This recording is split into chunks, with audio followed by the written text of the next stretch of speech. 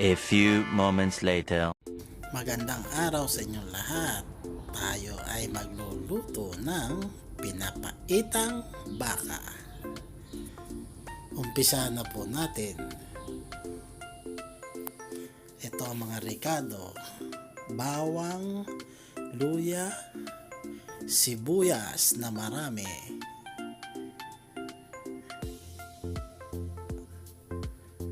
onion leeks, 3 pirasong sili, at saka bile, abdo ng baka.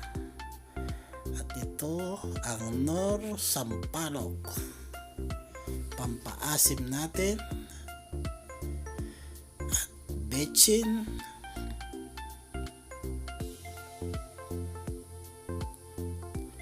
pamintang durog,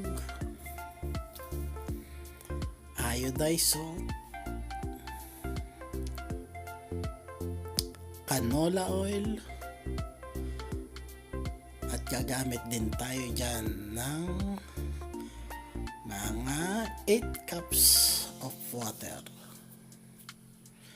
Ito palang mga laman loob ay akin ang pinakuluan ng 1 oras at kalahati.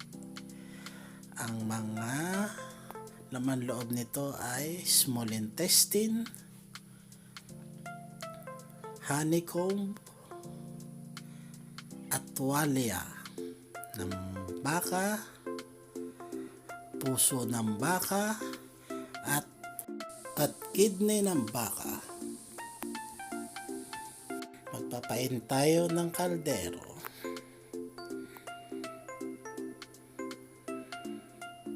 Lagyan na natin ng canola oil. Painitin natin ng muna bago ilagay ang mga isusutay natin, tulad ng sibuyas. Sutay lang natin to ng 3 hanggang 5 minuto.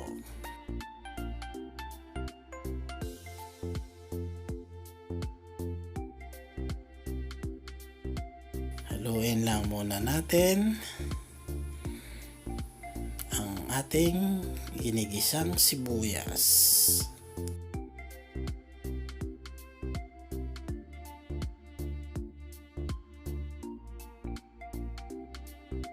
Pagkalipas ng 4 na minuto, ilagay na natin ang bawang at ating isute ang bawang na mga 3 hanggang 5 minuto.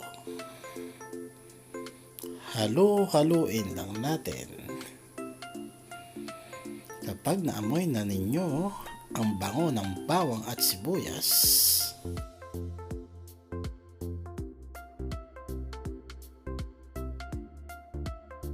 ito ay okay na, at ilagay natin ang luya.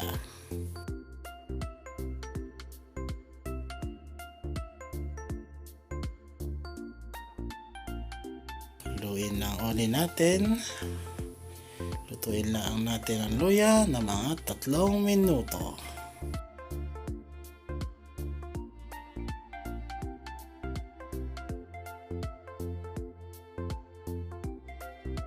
Kalipas ng 5 minuto,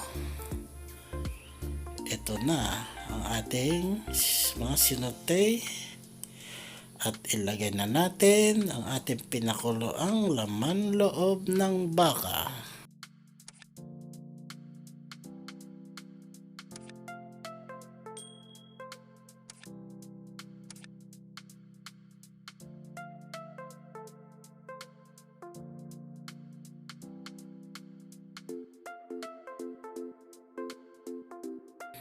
Hintayin lang natin siyang kumulo.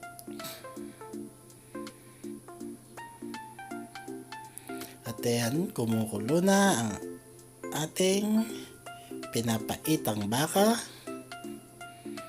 at atin lalagyan na ng mga ricado tulad ng onion leeks. Isinama ko na rin yan. At ito pala ay ating pakukuluan ng mga 2 hanggang 3 oras pa.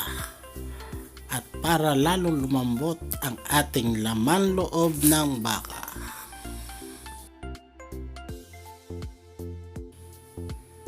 At maglagay na rin tayo ng kalahating kutsarang betsin.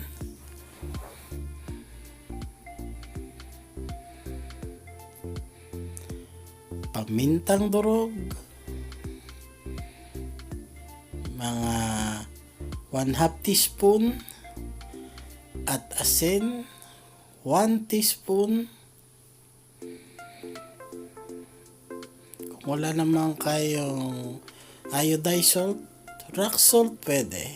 At ito na, kumukulo na uli at ilagay na natin yung ating bile o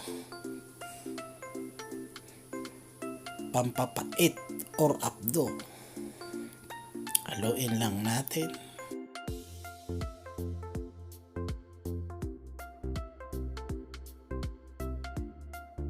At ilagay na natin ang ating sili na 3 piraso.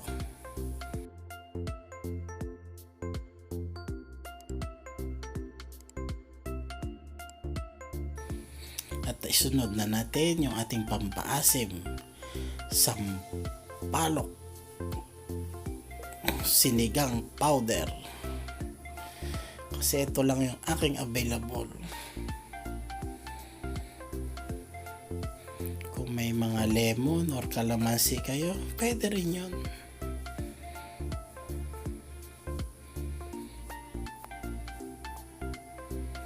Ayan lang natin siyang kumulo pa. At ating titikman na kung okay na ba ang timpla.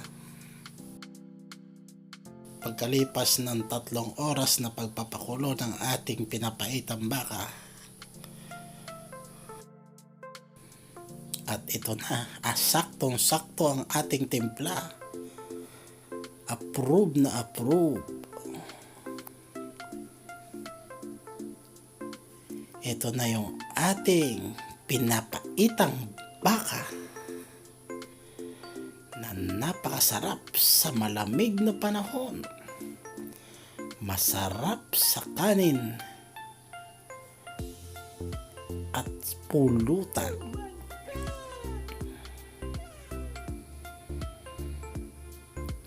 Kain na po tayo ng pinapaitang baka.